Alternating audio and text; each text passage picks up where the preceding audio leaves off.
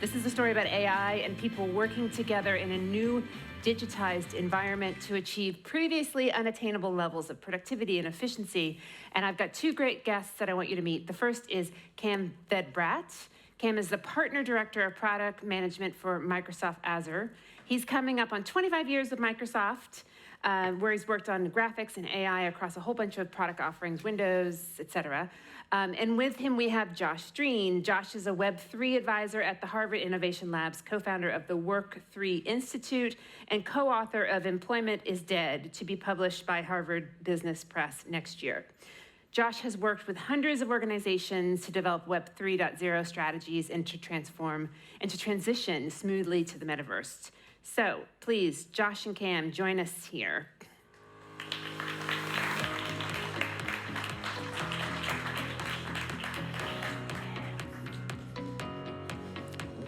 Okay, it's great to have you both here. We're going to talk AI and people in the industrial metaverse. So Josh, let's start. We have talked about the technologies of the industrial metaverse, but we haven't really talked about people. So except the need for a good meal. But talk to me about how physical humans interact with the digital world and how humans interact with each other in the digital world. Yeah, I feel like we are in for a lot of transformation when it comes to that. Just like the internet transformed communication, the metaverse is going to transform the way that we interact with each other. Because it's a marriage between our physical and our virtual worlds, it allows us to collaborate in ways that were previously unimaginable. We can get into an immersive digital world from anywhere we are in the world, and it feels like we are in the same room together, which is just exciting to me. And a good example of this is we are on the brink of a world where geographical locations are irrelevant in terms of where we are and how we collaborate with each other. I think we got a taste of this with the pandemic. The distributed workforce kind of exploded as a necessary. And I just want to highlight that the tools that we use to do remote work are not a workplace. Zoom and Slack are not a workplace. And so we're seeing the explosion of all of these digital and virtual offices like Verbella and SoWork. Microsoft Azure is doing some really cool stuff. And these worlds not only allow us to collaborate more efficiently, automate processes, and enhance our decision-making, it also brings back all of the human elements that were lost. We can have serendipitous conversations at the proverbial water cooler, or we can run up to our boss and ask a quick question and get a quick answer instead of having to get in there and catch their attention somehow. Yeah, right? I mean, we had to set up a meeting, and now we have to have a Zoom call, and now we just wasted all of this time. A lot of that is wasted. And so this concept of RTO, a lot of leaders want to come back into the office, and understandably so, is because we want all of the rich human interactions that we get when we're in the same space. And I'm saying the metaverse provides the best of both worlds. We can do both.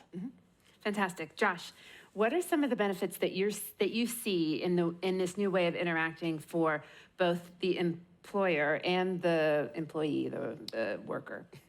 Yeah, great question. First and foremost, the employee-employer relationship has a lot of work to do. Right now, we are still running off of a contractual model.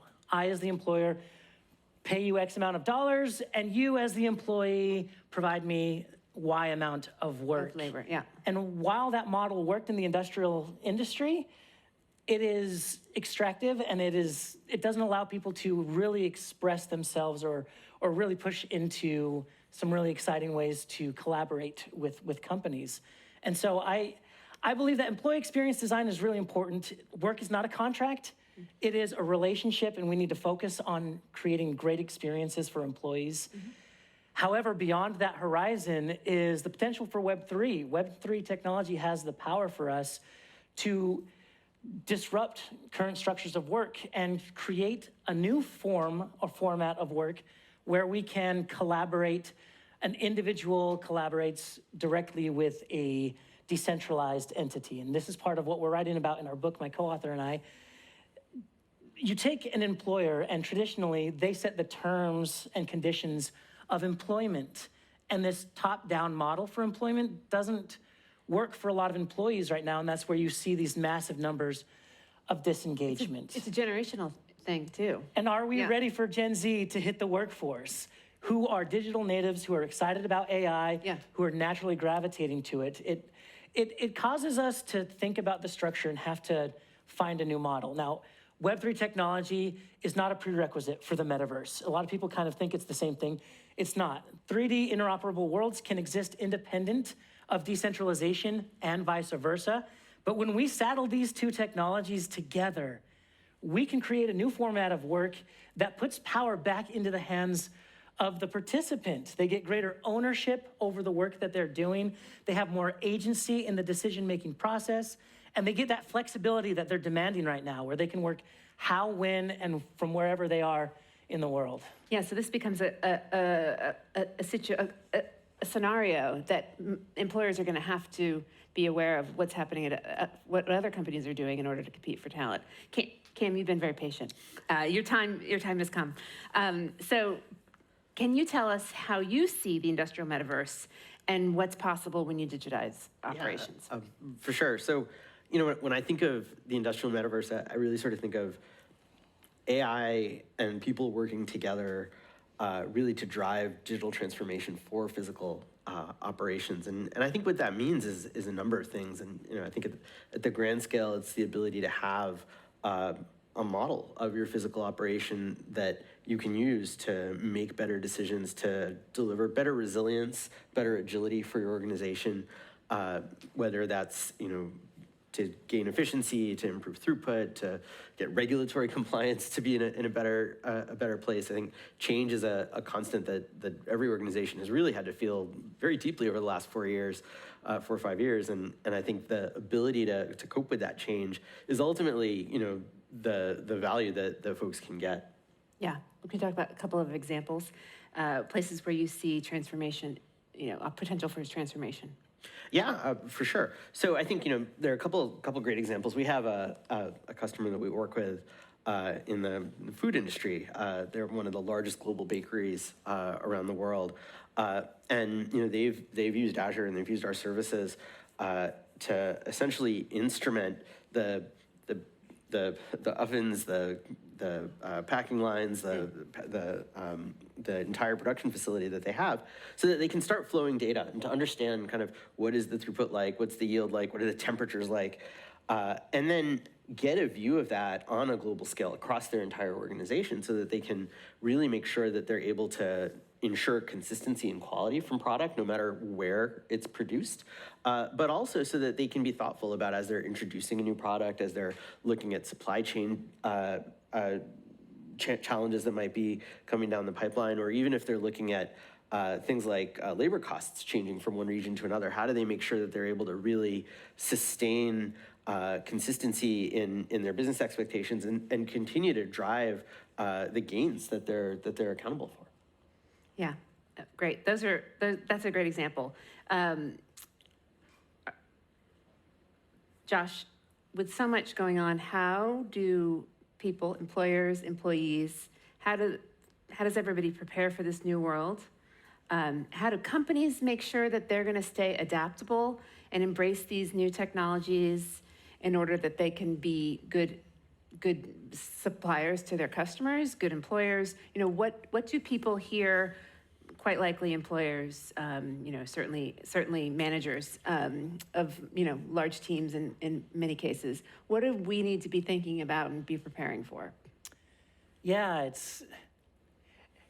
I don't know if anyone else feels this way, but it just feels like there's an influx of change in technologies. Oh, yeah. I just feel like the only constant, especially in the workplace right now, is change. To sound cliche, but the key is to embrace a proactive and adaptable approach and foster a culture of learning and innovation within the organization. Just be excited about these emerging technologies and what they mean. I mean, there are camps that we're seeing right now who paint this dystopian picture, and individuals like some of the professionals we're hearing on stage right now who paint this vision of, well, look how we're using the technology today and look how it's improving our lives. And so we usually take companies through 5 steps when we are talking about how do you adapt.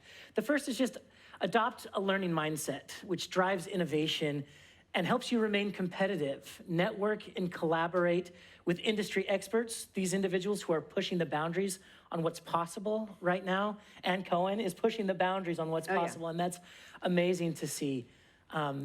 Stay in the know of technology trends. This can be as simple as setting up a Google alert for the industrial metaverse and seeing the feed come through. Or may I just suggest subscribe to MIT Technology Review? There you go.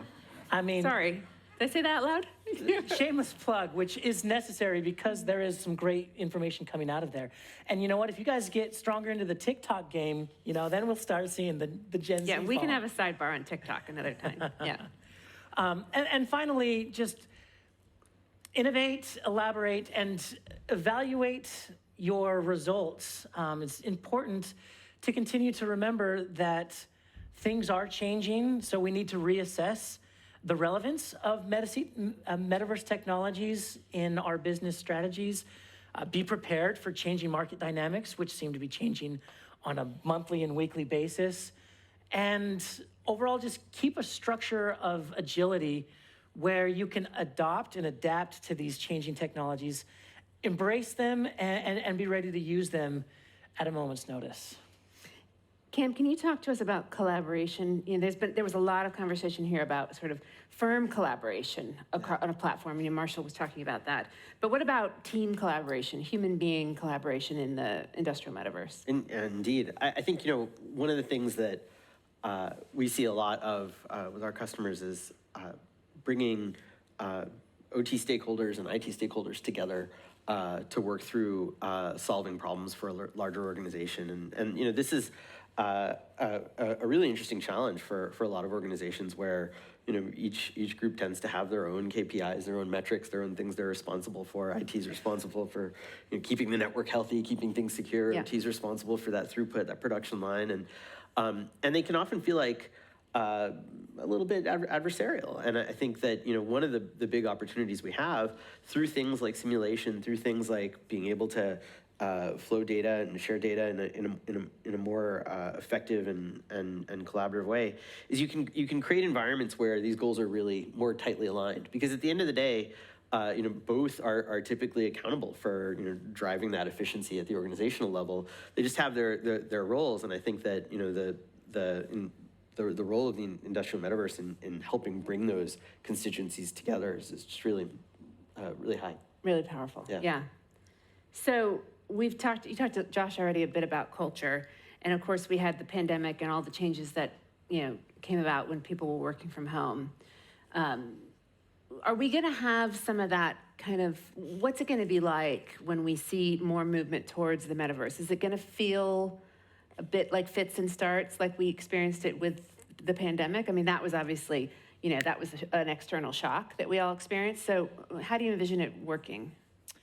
Yeah, the culture debate is so hot right now. Yeah. It feels like a war between employers who want more transparency into the lives of their employees and have that structure in place to have a positive culture that makes sense to them. Whereas employees say, well, I prefer to work in a way that fits my lifestyle. I like to go pick up my kids at 3 p.m. I like to take a walk in the middle of the day. Or I want to work from Palmyra. Yeah, right. we're crushing it from 9 to 12 at Right. night. So why do I have to come to a physical office? Yeah. And so the culture it's still something that I'm passionate about. We need to talk about culture at organizations and how to create a positive and productive culture. The question becomes, who owns the culture? Traditionally, it was employers, who is like a 1980s, 1990s Franklin Covey. We have standards, ideals, and values. We put it up in the break room. We have put our stake in the ground, and this is our culture. But what we're missing is culture adoption. Just because you said this is your culture doesn't mean that it is. And so employees, are they a part of the decision-making process? Only 1 in 10 organizations are including employees in the process of deciding what the culture will be. And it's important to remember that it's a partnership. It's a collaboration now. It's not, I'm the boss and I get to tell you what to do. and it might feel that way in today's economy, quote unquote. Yeah. But there is going to be a point where employees are going to prefer to work in the metaverse because it offers all of, it's a solvent to the pains that they're feeling about having to come back to the office, Yeah. having to commute, having a specific 9 to 5. And so back to the culture piece itself. This isn't a war of worlds. It should be a collaboration. It's so interesting because, you know, the bosses are a generation removed from, in most cases, you know, the C-suite gets older and older, and then new employees in the company stay roughly the same age, you know, the youngest employees. And so the culture's shifting because, you know, when we were that age, everyone came into the office and you learned from the person sitting next to you, or you watched the power dynamics play out in front of you. And the idea that we're now meant to embrace this new, you know, the shock of the pandemic brought this all to life, but bringing in a new technology like the industrial metaverse is going to take a lot of folks to kind of go along on that thought journey, who are potentially, you know, for whom it's very alien. Yeah, and I believe that the change will be driven by the participant, the contributor, the employee, Yep. if you will, because these are digital natives who have lived that way. I feel like my generation, we complied. We okay, we love all of this, but the workplace is this way, so this is just how we have to do. Whereas the younger generation has 9 screens up and they're like playing video games and watching Netflix and getting their work done. And when you go into the office and you say, sorry, like put that all away and just do task 1, task 2, task 3, get this done. That's how work is.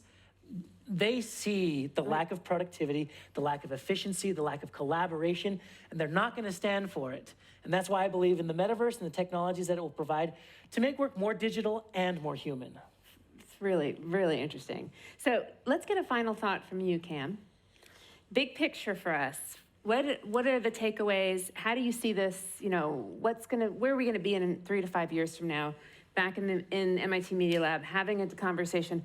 What's gonna be the what are the bullet points we're gonna be most obsessed with?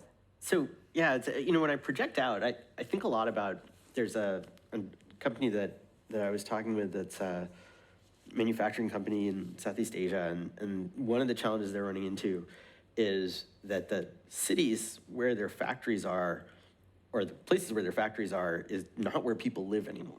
Yeah. And increasingly people have moved away, and it you know, hearing Josh talk really kind of made me think a little bit about sort of the notion of remote work, less for the knowledge worker and more for, you know, folks in operational settings and what that can be like. And you know, the thing that they're moving towards is this idea of a dark factory, where there's not people there. It's all, you know, there's automation, there's robotics, there's AI kind of managing things, and you know, people may come in once in a while to go fix something, but the place largely runs itself. And the machine operators are largely remote. They're all, you know, working, you know, to your point, with the cell phone, with the tablet, or whatever else that's going on. And so it's not hard to imagine, you know, the capabilities that we're bringing along with things like generative AI, making it easier for people to work with more complex technology through, you know, ordinary language, you know, interactions. To imagine a world where that, you know, that remote work has changed quite a bit as well, but also just the basic notion of how these operations work has totally changed. Yeah. Well, this is fascinating. Thank you very much. I think you've sparked a lot of thoughts for everyone here. So both Cam and Josh are going to be joining us for the reception after closing remarks. So engage with them for some actual human-to-human collaboration and conversation. Thank you both very much.